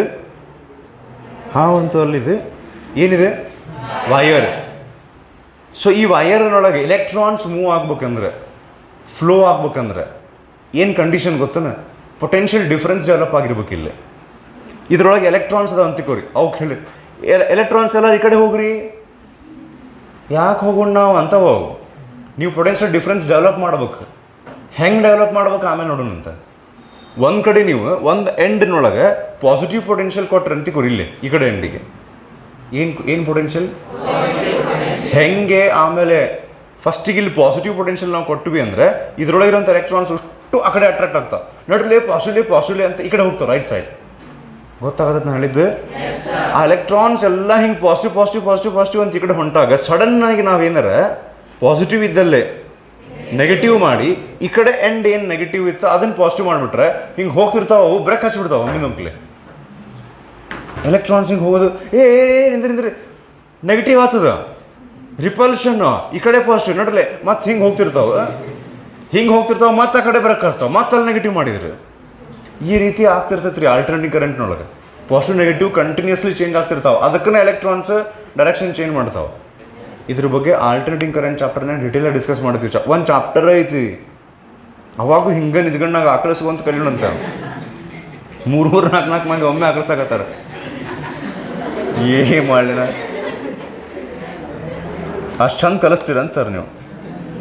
ಓಕೆ, ನಾ ಏನು ಹೇಳತ್ತೀನಿ ಅರ್ಥ ಆತನ? ಆಲ್ಟರ್ನೇಟಿಂಗ್ ಕರೆಂಟ್ನೊಳಗೆ ಪೊಟೆನ್ಷಿಯಲ್ ಡಿಫರೆನ್ಸ್ ಇರುತ್ತಲ್ಲ, ಪಾಸಿಟಿವ್ ನೆಗೆಟಿವ್ ಇರ್ತಾವಲ್ಲ, ಅವು ಚೇಂಜ್ ಆಗ್ತಿರ್ತಾವೆ ಪೀರಿಯೋಡಿಕಲಿ. ಹಾಂ, ಸೊ ಹಂಗಿದ್ದಾಗ 220 ವೋಲ್ಟ್ ಒಳಗೆ ಸ್ಟಾರ್ಟಿಂಗ್ ಇಲ್ಲಿ ನೆಗೆಟಿವ್ ಇಲ್ಲಿ ಪಾಸಿಟಿವ್ ಇದ್ದಾಗ ಎಲೆಕ್ಟ್ರಾನ್ಸ್ ಎಲ್ಲ ಡೌನ್ವರ್ಡ್ಸ್ ಬರ್ತಿರ್ತಾವೆ ರೀ ಪಾಸಿಟಿವ್ ಕಡೆ. ಸ್ವಲ್ಪ ಹೊತ್ತು ಬಿಟ್ಟು ಏನಾಗ್ಬಿಡ್ತೈತಿ, ಪಾಸಿಟಿವ್ ಇದ್ದಿದ್ದು ನೆಗೆಟಿವ್ ಇದ್ದಿದ್ದು ಪಾಸಿಟಿವ್ ಆಗ್ತಾವೆ. ಈಗ ನೋಡ್ರಿ ಹೆಂಗೆ ಅಂತ ಹೇಳ್ತೀನಿ. ಈ 220 ವೋಲ್ಟದ್ದು ಸ್ಟೆಪ್ ಡೌನ್ ಆಗಿ ಈ ಕಡೆ ಎಷ್ಟು ಬಂತು? 100 ಬಂತಲ್ಲ, ಆ 100ನೊಳಗೆ ಇಲ್ಲಿ ಪಾಸಿಟಿವ್ ಇಲ್ಲಿ ನೆಗೆಟಿವ್ ಬಂದಿದೆ ಅಂತ ಅನ್ಕೋರಿ. ಇದೇನಿದೆ?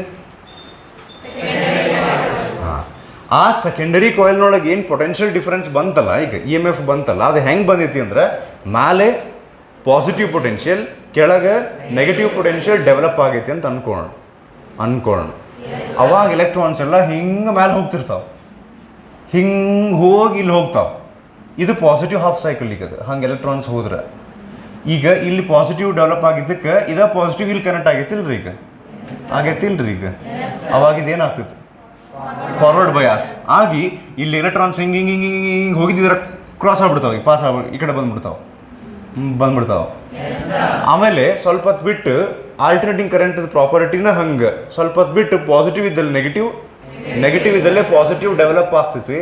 ವೈ ದಿಸ್ ಹ್ಯಾಪನ್ಸ್ ಅನ್ನೋದಕ್ಕೆ ರೀಸನ್ಸ್ ಅದಾವ. ಲೆನ್ಸ್ ಲಾ ಅಂತ ಒಂದು ಲಾ ಬರ್ತೈತಿ ಎಲೆಕ್ಟ್ರೋಮ್ಯಾಗ್ನೆಟಿಕ್ ಇಂಡಕ್ಷನ್ ಚಾಪ್ಟರ್ನಾಗ. ಆಲ್ಟರ್ನೇಟಿಂಗ್ ಕರೆಂಟ್ನೊಳಗೆ ಎಕ್ಸ್ಪ್ಲೇನ್ ಮಾಡ್ತೀನಿ ಚಂದಾಗಿ, ಯಾಕೆ ಡೈರೆಕ್ಷನ್ ಚೇಂಜ್ ಆಗಬೇಕು ಸುಡ್ಗಾಡು ಅಂಥೇಳಿ ಡಿಸ್ಕಸ್ ಮಾಡೋಣಂತ್ರಿ. ಹಾಂ, ಸೊ ಈಗ ಈ 100 ವೋಲ್ಟ್ ಪೊಟೆನ್ಷಿಯಲ್ ಡಿಫರೆನ್ಸ್ನಾಗ ಫಸ್ಟಿಗೆ ಇಲ್ಲಿ ಪಾಸಿಟಿವ್ ಆಗಿ ಇಲ್ಲಿ ನೆಗೆಟಿವ್ ಆದಾಗ ಇದು ಹೋಗಿ ಇಲ್ಲಿ ಕರೆಂಟ್ ಆದಾಗ ನಮ್ಮ ಡಯೋಡ್ ಫಾರ್ವರ್ಡ್ ಬಯಾಸ್ ಆಗಿ ಆ ಹಾಫ್ ಸೈಕಲ್ ಪಾಸ್ ಆಗಿಬಿಡುತ್ತೆ. ನೆಗೆಟಿವ್ ಹಾಫ್ ಸೈಕಲ್ ಬ್ಲಾಕ್ ಆಗ್ತೈತಿ, ಮತ್ತೊಂದು ಪಾಸಿಟಿವ್ ಹಾಫ್ ಸೈಕಲ್ ಪಾಸ್ ಆಗ್ತೈತಿ. ಇದು ಇಲ್ಲಿ ನೋಡ್ರಿ, ಇದು ಕಟ್ ಆಗೈತಿ. ಈಗ ಔಟ್ಪುಟ್ನಾಗ we are getting only positive half cycles ಅಷ್ಟೇ. All the negative half cycles will get blocked by the PN junction. ತಿಳಿತು? ಸೊ ಈಗ ಔಟ್ಪುಟ್ ಹೆಂಗೆ ಬರ್ತೈತಿ, ಇದನ್ನ ಆ್ಯಕ್ಚುಲಿ ಇಲ್ಲಿ ಡ್ರಾ ಮಾಡಿದ್ದು ಏನಿದೆ, ಇನ್ಪುಟ್ನೊಳಗೆ both positive and negative half cycles ನಾವು ಕೊಟ್ಟಿದ್ವಿ. ಔಟ್ಪುಟ್ ಹೆಂಗೆ ಬರ್ತೈತಿ, output will consist only of positive half cycles and all the negative half cycles are blocked. ಇನ್ನೂ ಚಂದ ತೆಗಿಬೋದು ಅವನ್ನ. ಇಷ್ಟು ಬರ್ತೈತಿ ಇದು ಔಟ್ಪುಟ್. ಇದು ಹ್ಞೂ ರೀ, ನಾವಿಲ್ಲಿ ಏನು ಮಾಡ್ದಂಗೆ ಆಯ್ತು ಸರ್ ಕರ್ನ ನೆಗೆಟಿವ್ ಹಾಫ್ ಸೈಕಲ್ಸನ್ನು ರಿಮೂವ್ ಮಾಡಿದ್ದಕ್ಕೆ ಇಲ್ಲಿ ಎಲೆಕ್ಟ್ರಾನ್ಸ್ ಡೈರೆಕ್ಷನ್ ಅಂತೂ ಚೇಂಜ್ ಮಾಡೋಕತ್ತಿಲ್ಲ, ಬಟ್ ಅದ್ರ ವ್ಯಾಲ್ಯೂ ಚೇಂಜ್ ಹಾಕೊಂಡು ಹೊಂಟೈತಿ. ಇದು ಪ್ಯೂರ್ DC ಅಲ್ರಿ, ಒಂದೇ ಮಾತು. ಹಾಂ, ಇಲ್ಲೇನು ಡ್ರಾ ಮಾಡಿದ್ನಲ್ಲ, ಏನಿದೆ AC. ಇಲ್ಲಿ ಕೆಳಗೆ ಏನು ಬಂದೈತಲ್ಲ ಇದು ಕಂಪ್ಲೀಟ್ DC ಅಲ್ಲ. ಇದಕ್ಕೇನಂತಾರೆ ಗೊತ್ತಾ, this is called as pulsating DC. ಏನಂತಾರೆ ಇದಕ್ಕೆ? ಯಾಕೆ ಸರ್, ಯಾಕೆ ಪಲ್ಸೇಟಿಂಗ್ DC ಅಂತಾರಂದ್ರೆ, ನೀವು ಪಲ್ಸ್ ಹಿಂಗೆ ಹಿಡ್ಕೊಂಡು ನೋಡ್ರಿ, ಸೀರಿಯಸ್ ಜೋಕಲ್ಲ, ಹಿಂಗೆ ಹಿಡ್ಕೊಂಡು ನೋಡಿದ್ರೆ ಹಾಂ ಜೀವಂತದಿಲ್ಲ ನಾ. ಸೊ ಹಿಂಗೆ ಪಲ್ಸ್ ಹಿಂಗೆ ಹಿಡ್ಕೊಂಡು ನೋಡಿದ್ರೆ ಅದ್ರದ್ದು ಮೂವ್ಮೆಂಟ್ ಹೆಂಗಿರುತ್ತೆ ನೋಡ್ರಿ. ಕಂಟಿನ್ಯೂಸ್ಲಿ ಹಿಂಗೆ ಇರಂಗಿಲ್ಲ ಅದು ನರ್ವ್, ಅಲ್ಲಿ ಹಿಂಗೆ ಮೇಲೆ ಎದ್ದು ಹಿಂಗೆ ಕೂತ್ಬಿಡಂಗಿಲ್ಲ, ಮೇಲೆ ಕೆಳಗೆ ಆಗ್ತಿರ್ತದಲ್ಲ, ಈಗ ಪಲ್ಸೇಟಿಂಗ್ ಅಂತ ಕರೀತಾರೆ. ಇದು ವ್ಯಾಲ್ಯೂಸ್ ಇಲ್ಲೇ ಮೇಲೆ ಕೆಳಗೆ ಆಗಾಗತ್ತಾವ, ಫಿಕ್ಸ್ ವ್ಯಾಲ್ಯೂ ಇಲ್ಲ. Why can't we call this as pure DC ಅಂದ್ರೆ ಇಲ್ಲಿ ವ್ಯಾಲ್ಯೂಸ್ ಫಿಕ್ಸ್ಡ್ ಇಲ್ಲ, ಚೇಂಜ್ ಆಗಾಗತ್ತಾವ. ಸೊ ಇಲ್ಲಿ ಹೆಂಗೈತೆ ಗೊತ್ತನ, 0 ಆಂಪಿಯರ್ 1 ಆಂಪಿಯರ್ 2 3 4 5 4 3 2 1 0 ಆಗಿ ಇಲ್ಲಿ ಆಗಿದ್ರೆ ಡೈರೆಕ್ಷನ್ ಚೇಂಜ್ ಆಗಿ ಈ ಕಡೆ ಬರ್ತಿದ್ವು. ಈಗ ಅದರ್ ಡೈರೆಕ್ಷನ್ ಒಳಗನ ಮತ್ತೆ 0 ಇಂಚಲು. ಹ್ಞೂ ರೀ, ಆದ್ರೆ ನಡಕ್ ಒಂದೊಂದು ಹಾಫ್ ವೇವ್ ಕಟ್ ಆಗ್ಬಿಟ್ಟೈತೆ, ಹಾಫ್ ವೇವ್ ಅಟ್ಟ ಹೊರಗೆ ಬಂದಾವ. ಅದಕ್ಕೇನು ಕರೀತಾರೆ? ಇದಕ್ಕೆ ಹಾಫ್ ವೇವ್ ರೆಕ್ಟಿಫೈಯರ್. ಇದೇನು ರೆಸಿಸ್ಟರ್ ಐತಲ್ಲ, ಲೋಡ್ ರೆಸಿಸ್ಟರ್ ಅಂತ ಯಾಕೆ ಕರೀತಾರೆ? ಇಲ್ಲಿ ನಮಗೆ ಔಟ್ಪುಟ್ ಸಿಗ್ತದೆ. ಇವು ಹಾಫ್ ಹಿಂಗೆ ಹಿಂಗೆ ಹಿಂಗೆ ಹಿಂಗೆ ಹಿಂಗೆ ಮಾಡ್ಕೊಂಡು ಇಲ್ಲಿ ಬರ್ತಾವೆ. ಔಟ್ಪುಟ್ ನಮಗೆ ಆ ರೆಸಿಸ್ಟರ್ನೊಳಗೆ ಸಿಗ್ತೈತಿ. ಅರ್ಥ ಆತ್ರಿ? ನಾವು ಕೊಟ್ಟಿದ್ವಿ complete wave form, AC wave form input ಆಗಿ ನಮಗೆ ಬರೀ ಹಾಫ್ ವೇವ್ ಫಾರ್ಮ್ ಅಷ್ಟೇ ಸಿಕ್ತು. ಇದಕ್ಕೆ ಹಾಫ್ ವೇವ್ ರೆಕ್ಟಿಫೈಯರ್ ಅಂತ ಕರೀತಾರೆ. ತಿಳಿತ್ರಿ ಇದು? ಇಷ್ಟು ಸಾಕು. ಅಲ್ಲೇ ಅವರು ಹಿಂಗೊಂದೇನೋ ಇಕ್ವೇಶನ್ ಬರ್ತಾರೆ ನೋಡ್ರಿ, ಅಲ್ಲಿ VM ಸೈನ್ ಒಮೆಗಾ ಟಿ ಅಂಥೇಳಿ. ಇದು ಇಂಥವು ಕೊಟ್ಟಿದ್ದಕ್ಕೆ ಈ ಟೆಕ್ಸ್ಟ್ ಬುಕ್ ಬೇಡ, ಬೇರೆ ಯೂಸ್ ಮಾಡೋಣ ಅಂತ ಹೇಳಕತ್ತೀನಿ ನಾನು. ಓ ಹಿಂಗೆ ಬರ್ದ್ರಿ ನನಗೆ ಗೊತ್ತಿಲ್ಲ ಸರ್ ನಿಮ್ಗೆ. ಅಲ್ಲ, ಇದು ಆಲ್ಟರ್ನೇಟಿಂಗ್ ಕರೆಂಟ್ ಚಾಪ್ಟರ್ನೊಳಗೆ ಬರ್ತೈತಿ. ಇಲ್ಲದ್ರ ಅವಶ್ಯಕತೆ ಇಲ್ಲ. ಇವ್ರು ಎಕ್ಸ್ಟ್ರಾ ಸ್ವಲ್ಪ ಶೋ ಆಫ್ ಮಾಡಕತ್ತಾರೆ. ಇದು ನಡೀತೈತಿ. ಇದನ್ನು ಆ ಇಕ್ವೇಷನ್ಸ್ ಎಲ್ಲ ಬರೀ ಅವಶ್ಯಕತೆ ಇಲ್ಲ. ಓಕೆ, ಒಂದು ಕೆಲಸ ಮಾಡಿರಿ, ಇಷ್ಟು ಓದ್ರಿ. ಎಲ್ಲಂದ್ರೆ ಪೇಜ್ ನಂಬರ್ 98ನೊಳಗೆ ಡ್ಯೂರಿಂಗ್, ಅಲ್ಲಿಂದ ಓದ್ರಿ ಹೇಳ್ತೇನೆ. During the positive half cycle of the input voltage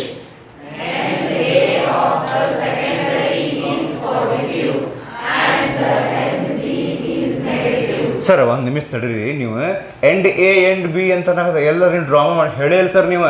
ಇದು ಇಲ್ಲೇ A, ಇದು end B. Positive half cycle ಫಸ್ಟಿಗೆ ಬಂದಾಗ ಎಂಡ್ A ಪಾಸಿಟಿವ್ ಇರ್ತೈತಿ, ಎಂಡ್ B ಕಡೆ ನೆಗೆಟಿವ್ ಇರುತ್ತೆ. 220 ವೋಲ್ಟ್ನೊಳಗೆ 100 ವೋಲ್ಟ್ ಏನು ಪೊಟೆನ್ಷಿಯಲ್ ಡಿಫರೆನ್ಸ್ ಬಂದಿರ್ತೈತಲ್ಲ, ಯಾವಾಗ ಪೊಟೆನ್ಷಿಯಲ್ ಡಿಫರೆನ್ಸ್ ಬರ್ತೈತಿ ಅಲ್ಲಿ ಒಂದು ಪಾಸಿಟಿವ್ ನೆಗೆಟಿವ್ ಡೆವಲಪ್ ಆಗಿರ್ತಾವೆ. ಅದು ಫಸ್ಟ್ ಹಾಫ್ ಸೈಕಲ್ನೊಳಗೆ A ಕಡೆ ಪಾಸಿಟಿವ್ ಬಂದೈತಿ, B ಕಡೆ ನೆಗೆಟಿವ್ ಬಂದರೆ ಅವಾಗ ಡಯೋಡ್ ನಮ್ಮದು ಅಂತ ಹೇಳ್ತಾರೆ. ಈಗ ಮುಂದೆ the polarity makes the diode D to be forward biased. The diode conducts and a current IL, ಅಂದರೆ ಲೋಡ್ ರೆಸಿಸ್ಟರ್ನಾಗ ಬರುವಂಥ ಕರೆಂಟ್ ಅಂತ ಹೇಳಿ ಇಲ್ಲಿ L ಅಂತ ಬರೀತಾರೆ. L ಅಂದ್ರೆ ಲೋಡ್ ರೆಸಿಸ್ಟರ್. ಈ ರೆಸಿಸ್ಟರ್ನಾಗ ನಮಗೆ ಆ ಕರೆಂಟ್ ಸಿಗ್ತೈತಿ, ಇಲ್ಲಿ ಹೊರಗೆ ಬಂದಿದ್ದ ಕರೆಂಟ್ ಇಲ್ಲಿ ಸಿಗುತ್ತೆ ಅಂತ IL. flows through the load resistance RL. Paragraph ಬರ್ರಿ ಹೇಳ್ತೀನಿ. During the negative half cycle of the input voltage, end A of the secondary is negative and end B is positive. ಅದಕ್ಕೆ ಇದು ಪಾಸಿಟಿವ್ ಆಗಿ ಅದು negative ಆಗಿದ್ದಕ್ಕೆ ಇದು reverse bias ಆಗ್ತದೆ. Because negative potential ತೊಗೊಂಡು ಹೋಗಿ ನೀವು ನಮ್ಮ ಡಯೋಡ್ದು P ಟೈಪಿಗೆ ಕೊಟ್ಟಂಗೆ ಆಗ್ತಿಗಲ್ಲೇ. ಅದಕ್ಕೆ ಮುಂದೆ thus the diode is reverse biased ಆಗಬೇಕದ ಬಿಟ್ಟು ಹೋಲ್ಬಿಡ್ರಿ. The diode does not conduct, so no current flows through the load resistance RL, hence no voltage is developed. ಅದಕ್ಕೆ ಹ್ಞೂ ರೀ ಅದಕ್ಕೆ ಆ ಗ್ರಾಫ್ಸ್ ನಾವು ಅಬ್ಸರ್ವ್ ಮಾಡಿದರೆ ವಾಪಸ್ ಹಿಂದಿನ ಪೇಜಿಗೆ ಬಂದು ಅಲ್ಲೇ ಪೂರ ಹಿಂದಿನ ಒಂದು ಪೇಜಿಗೆ ಮತ್ತೆ ಹೊಳಸಿಡಿದೆ ಹಂಗಲ್ಲ. ಇಲ್ಲೇ ಆ ಗ್ರಾಫ್ನೊಳಗೆ ನಾವು ನೋಡಿದರೆ ಕಂಪ್ಲೀಟ್ ವೇವ್ ಫಾರ್ಮ್ ನಾವು ಇನ್ಪುಟ್ಟಾಗಿ ಕೊಟ್ಟಿರ್ತೀವಿ. ಇನ್ಪುಟ್ AC, ಔಟ್ಪುಟ್ DC ಅಂತ ಕೊಟ್ಟಾರ ನೋಡ್ರಿ ಅವರಲ್ಲೇ. ಹಾಂ, ಇನ್ಪುಟ್ AC ಇದು ಇಲ್ಲೇ. ಇದನ್ನ ಡ್ರಾ ಹಾಫ್ ವೇವ್ ರೆಕ್ಟಿಫೈಯರ್ ಬಗ್ಗೆ ನಿಮ್ಗೆ ಕ್ವಶನ್ ಕೇಳಿದ್ರೆ ಅಂದ್ರೆ ಎಕ್ಸಾಮ್ನೊಳಗೆ ಇದ್ರ ಸರ್ಕ್ಯೂಟ್ ಡಯಾಗ್ರಾಮ್ ಅಂತ ಕರೀತಾರೆ. ಇದನ್ನು ಸರ್ಕ್ಯೂಟ್ ಡಯಾಗ್ರಾಮ್ ಡ್ರಾ ಮಾಡಿ, ವೇವ್ ಫಾರ್ಮ್ಸ್ ಡ್ರಾ ಮಾಡಿ ಎಕ್ಸ್ಪ್ಲನೇಷನ್ ಕೊಡ್ಬೇಕು. ಎಕ್ಸ್ಪ್ಲನೇಷನ್ ಏನು ಬರೀಬೇಕು ಅನ್ನೋದನ್ನು ಇನ್ನೊಂದು ಟೆಕ್ಸ್ಟ್ ಬುಕ್ನಾಗಿಂದ ಜೆರಾಕ್ಸ್ ಮಾಡಿಸಿ ಕೊಡ್ತೀನಿ ಅಂತ ಹೇಳಿದ್ದೆ ಅದನ್ನು. Okay, so full wave rectifier ಬಗ್ಗೆ ಒಂದು ಸ್ವಲ್ಪ ಈಗ ಹೇಳ್ತೀನಿ, ಬಿಕಾಸ್ ಅದು ಪೂರ್ತಿ ಡೈಗ್ರಾಮ್ ಡ್ರಾ ಮಾಡಿಕೊಂಡು ಅದರ ಎಕ್ಸ್ಪ್ಲನೇಷನ್. ಫುಲ್ ವೇವ್ ರೆಕ್ಟಿಫೈಯರ್ನಾಗ ಅದ್ರದ್ದು ಔಟ್ಪುಟ್ ವೇವ್ ಫಾರ್ಮ್ ನೋಡ್ರಿ ಹೆಂಗೈತೆ.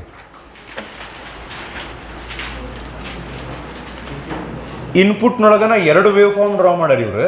2 ಅವಶ್ಯಕತೆ ಇಲ್ಲ, 1 ಡ್ರಾ ಮಾಡಿದ್ರೆ ಸಾಕು. ಅದ್ರ ಬಗ್ಗೆ ಹೇಳ್ತೀನಿ. ಔಟ್ಪುಟ್ ನೋಡ್ರಿ, ಔಟ್ಪುಟ್ ವೇವ್ ಫಾರ್ಮ್ನೊಳಗೆ ಇಲ್ಲಿ ನಮ್ಗೆ ಯಾವುದಿದು ಇದು ಯಾವುದ್ರಿ ಇದು ಹಾಫ್ ವೇವ್. ಸೊ ಹಾಫ್ ವೇವ್ನೊಳಗೆ ಏನು ಔಟ್ಪುಟ್ ವೇವ್ ಫಾರ್ಮ್ ಇತ್ತಲ್ಲ ಅದಕ್ಕೂ ನಮ್ಗೆ ಇದ್ರಾಗ ಸಿಗೋದಕ್ಕೂ ಏನು ಡಿಫ್ರೆನ್ಸ್ ಅಂತ ಹೇಳ್ತೀನಿ. ಹಾಫ್ ವೇವ್ ರೆಕ್ಟಿಫೈಯರ್ನಾಗ ನಮ್ಗೆ ಬರೇ ಹಾಫ್ ವೇವ್ ಅಷ್ಟ ಸಿಗುತ್ತೆ. ಹೌದು, ಪಾಸಿಟಿವ್ ಹಾಫ್ ಸೈಕಲ್ಸ್ ಅಷ್ಟ ಔಟ್ಪುಟ್ನಾಗ ಬರ್ತಾವೆ. ಹ್ಞೂ ರೀ. ಅದ ಫುಲ್ ವೇವ್ ರೆಕ್ಟಿಫೈಯರ್ನೊಳಗೆ ಎಲ್ಲ ಹಾಫ್ ಸೈಕಲ್ಸು ಸಿಗ್ತಾವೆ. ಹೆಂಗಂದ್ರೆ ಫುಲ್ ವೇವ್ ರೆಕ್ಟಿಫೈಯರ್ನಾಗ ಏನು ಮಾಡ್ತಾರೆ ಗೊತ್ತನ್ರಿ, ಈ ನೆಗೆಟಿವ್ ಇದ್ದದನ್ನು ಬರೀ ಬ್ಲಾಕ್ ಅಲ್ಲ ಪಾಸಿಟಿವ್ ಮಾಡಿ ಇದನ್ನ ಮ್ಯಾಲೆ ತಂದು ಹಿಂಗೆ ಇಡ್ತಾರೆ. ತಿಳಿತಾನೆ ಇದು. ಸೊ ಈಗ ನನಗೆ ಒಂದು ಕೆಲಸ ಮಾಡ್ರಿ, ನೀವು ಹಾಫ್ ವೇವ್ ರೆಕ್ಟಿಫೈಯರ್ದು ಡೈಗ್ರಾಮ್ ಮತ್ತು ಫುಲ್ ವೇವ್ ರೆಕ್ಟಿಫೈಯರ್ ಡೈಗ್ರಾಮ್ ನಾವು ಕಂಪ್ಯಾರಿಸನ್ ಮಾಡಿದರೆ ಎರಡೂದ್ರೊಳಗೆ ಟ್ರಾನ್ಸ್ಫಾರ್ಮರ್ ಅಂತೂ ಐತೆ. ಹೌದಾ ಹೌದಾ? ಎರಡೂದ್ರೊಳಗೆ ಲೋಡ್ ರೆಸಿಸ್ಟರ್ ಅಂತ ಐತೆ. ಡಿಫರೆನ್ಸ್ ಏನು? ಹಾಂ, ಇನ್ full wave rectifier we make use of two diodes. ನಮಗೆ ಇಂಜಿನಿಯರಿಂಗ್ನೊಳಗೆ ಫುಲ್ ವೇವ್ ರೆಕ್ಟಿಫೈಯರ್ ಇತ್ತು, ತೊಗೊಂಡು ಏನು ಮಾಡೋಕೆ ಸರ್ ಅಂತ ನೀವು ಕೇಳ್ಬೋದು. ಅಲ್ಲೇ 4 ಡಯೋಡ್ಸ್ ಯೂಸ್ ಮಾಡ್ತಿದ್ವಿ ನಾವು. ಡಯೋಡ್ ಹೆಚ್ಚಾಗಿದ್ದು ಸರ್ ನಿಮ್ಮ ಕಾಲೇಜಿಗೆ. ಮತ್ತು ಇಲ್ಲಿ 2 ಡಯೋಡ್ನಿಂದ ಕೆಲಸ ಆಕೈತೆ ಅಂದ್ರೆ 4 ಡಯೋಡ್ ಆಗ್ತವಪ್ಪ. ಇಲ್ಲಿ ಏನು ಮಾಡ್ತಾರೆ ಗೊತ್ತೇನ? There are 2 ways to construct a full wave rectifier. ಒಂದು ಯೂಸಿಂಗ್ 4 ಡಯೋಡ್ಸ್, ಇನ್ನೊಂದು like given in your syllabus using 2 diodes and 1 center tap transformer. ಅದೇನೋ ಬರೋದಿಲ್ಲ ಸೆಂಟರ್ ಟ್ಯಾಪ್ ಅಂತ ಹೇಳಿ. ಟ್ರಾನ್ಸ್ಫಾರ್ಮರ್ನೊಳಗೆ ಸೆಂಟರ್ ಟ್ಯಾಪ್ ಟ್ರಾನ್ಸ್ಫಾರ್ಮರ್ ಅಂತ ಸಿಗ್ತದೆ ಮತ್ತೆ. ಹ್ಞೂ ರೀ, ಅದು ಸಿಲೆಬಸ್ನಾಗ ಐತೆ ಸರ್, ಆಮೇಲೆ ಕಲಿತೀವನ್ನ ನಾವು. ಇಲ್ಲ, ಅದು ಇಲ್ಲೇ ಇಲ್ಲ. ನಿಮಗೆ ಟ್ರಾನ್ಸ್ಫಾರ್ಮರ್ ಅಷ್ಟೇ ಐತೆ ಸಿಲೆಬಸ್ನೊಳಗೆ, ಹಿಂದಿನ ಚಾಪ್ಟರ್ಸ್ನೊಳಗೆ. ಹ್ಞೂ ರೀ, ಇಲ್ಲಿ ಏನು ಬಂದೈತಲ್ಲ ಇದನ್ನ ಹೊಸದಾಗಿ ಎಕ್ಸ್ಪ್ಲೇನ್ ಮಾಡಬೇಕು. ಸೆಂಟರ್ ಟ್ಯಾಪ್ ಟ್ರಾನ್ಸ್ಫಾರ್ಮರ್ ಅಂದ್ರೆ ಏನಂತ ಹೇಳಿ. ಟ್ರಾನ್ಸ್ಫಾರ್ಮರ್ ಅಂತೂ ಗೊತ್ತಾಗೈತಿ, ಅದ್ರೊಳಗೆ ಒಂದು ಸಣ್ಣ ಮಾಡಿಫಿಕೇಶನ್ ಮಾಡ್ತಾರೆ, ಅವಾಗ ಅದಕ್ಕೆ ಸೆಂಟರ್ ಟ್ಯಾಪ್ ಟ್ರಾನ್ಸ್ಫಾರ್ಮರ್ ಅಂತ ಕರೀತಾರೆ ಅಷ್ಟೇ. ಸೆಂಟರ್ ಟ್ಯಾಪ್ ಟ್ರಾನ್ಸ್ಫಾರ್ಮರ್ ನಮ್ಮ ಕಡೆ ಇಲ್ಲ ಅಂದ್ರೆ 4 ಡಯೋಡ್ಸ್ ಯೂಸ್ ಮಾಡಿ ಫುಲ್ ವೇವ್ ರೆಕ್ಟಿಫೈಯರ್ ಡಿಸೈನ್ ಮಾಡಬಹುದು. ಒಟ್ಟಿಗೆ ಏನಾಗಬೇಕಂತ ಹೇಳ್ತೀನಿ ನೋಡ್ರಿ. ಅಲ್ಲಿ 2 ಡಯೋಡ್ ಕಾಣಾಗತ್ತಾವ ಫುಲ್ ವೇವ್ ರೆಕ್ಟಿಫೈಯರ್ನಾಗ. ನಿಮ್ಗೆ ಅವುಗಳ ಹೆಸರು ಹೇಳ್ರಿ. D1 D2. ಸೊ ಇಲ್ಲಿ ಏನಾಗಬೇಕಂದ್ರೆ while D1 is forward biased, D2 should get reverse biased. ಹಂಗೆ ನಾವು ಅರೇಂಜ್ಮೆಂಟ್ ಮಾಡಬೇಕು. D1 ಫಾರ್ವರ್ಡ್ ಬಯಾಸ್ ಆಗಿದ್ದರೆ D2 ಆ ಟೈಮ್ನಲ್ಲಿ ರಿವರ್ಸ್ ಬಯಾಸ್ ಆಗಿರಬೇಕು. ನೆಕ್ಸ್ಟ್ ಹಾಫ್ ಸೈಕಲ್ ಬಂದಾಗ D1 ರಿವರ್ಸ್ ಬಯಾಸ್ ಆಗ್ಬೇಕು, D2 ಫಾರ್ವರ್ಡ್ ಬಯಾಸ್ ಆಗ್ಬೇಕು. ಅಂದರೆ ಆಟ್ ಆಲ್ ಟೈಮ್ಸ್ 2ರಲ್ಲಿ 1 ಡಯೋಡ್ ಫಾರ್ವರ್ಡ್ ಬಯಾಸ್ ಆಗಿರ್ಬೇಕು. ಹ್ಞೂ ರೀ, 2ರಾಗ ಒಂದು ಕಡೆ ಫಾರ್ವರ್ಡ್ ಬಯಾಸ್ ಆಗೈತೆ ಅಂದ್ರೆ ಆ ಕಡೆ ಹಾಸಿ ಕರೆಂಟ್ ಫ್ಲೋ ಆಗ್ತೈತಿ. ಹ್ಞೂ ರೀ. ಈಗ ಹಾಫ್ ವೇವ್ ರೆಕ್ಟಿಫೈಯರ್ನಲ್ಲಿ ಎಷ್ಟು ಡಯೋಡ್ ಇದ್ವು? 1. ಫಾರ್ವರ್ಡ್ ಬಯಾಸ್ ಆದರೂ ಅದ, ರಿವರ್ಸ್ ಬಯಾಸ್ ಆದರೂ ಅದ ಆಗ್ಬೇಕು. ಅದ 1 ಡಯೋಡ್ ಫಾರ್ವರ್ಡ್ ಬಯಾಸ್ ಆದಾಗ ಔಟ್ಪುಟ್ ಬರ್ತೈತಿ, ರಿವರ್ಸ್ ಬಯಾಸ್ ಆದಾಗ ಔಟ್ಪುಟ್ ಬರೋಂಗಿಲ್ಲ. Whereas full wave rectifier concept ಏನಂದ್ರೆ 2 ಡಯೋಡ್ ಇಟ್ಕೊಂಡು ನೆಗೆಟಿವ್ ಹಾಫ್ ಸೈಕಲ್ನಾಗ 1 ಡಯೋಡ್ ರಿವರ್ಸ್ ಬಯಾಸ್ ಆಗ್ಬಿಡುತ್ತಪ್ಪ ಅಂದ್ರೆ ನಾವು ಇನ್ನೊಂದು ಡಯೋಡನ್ನು ಫಾರ್ವರ್ಡ್ ಬಯಾಸ್ ಮಾಡ್ಕೊಳಕ್ಕೆ ವ್ಯವಸ್ಥೆ ಮಾಡ್ತೀವಿ. ತನ್ನ ಆಗಂಗಿಲ್ಲ, ಅದು ಅರೇಂಜ್ಮೆಂಟ್ ಮಾಡ್ಬೇಕಲ್ಲ. ಹೌದಿಲ್ರಿ, 1 ಡಯೋಡ್ ಫಾರ್ವರ್ಡ್ ಬಯಾಸ್ ಆಗಿ ಅಥವಾ 1 ಡಯೋಡ್ ರಿವರ್ಸ್ ಆದಾಗ ಇನ್ನೊಂದು ಫಾರ್ವರ್ಡ್ ಆಗೋ ಹಂಗೆ ನಾವು ಅರೇಂಜ್ಮೆಂಟ್ ಮಾಡ್ಕೊತೀವಿ. ಆ ಅರೇಂಜ್ಮೆಂಟ್ ಏನಂತ ಕಲಿಯೋದ ಟಾಪಿಕ್, ಅದನ್ನು ನಾಳೆ ಮಾಡೋಣ ಅಂತ.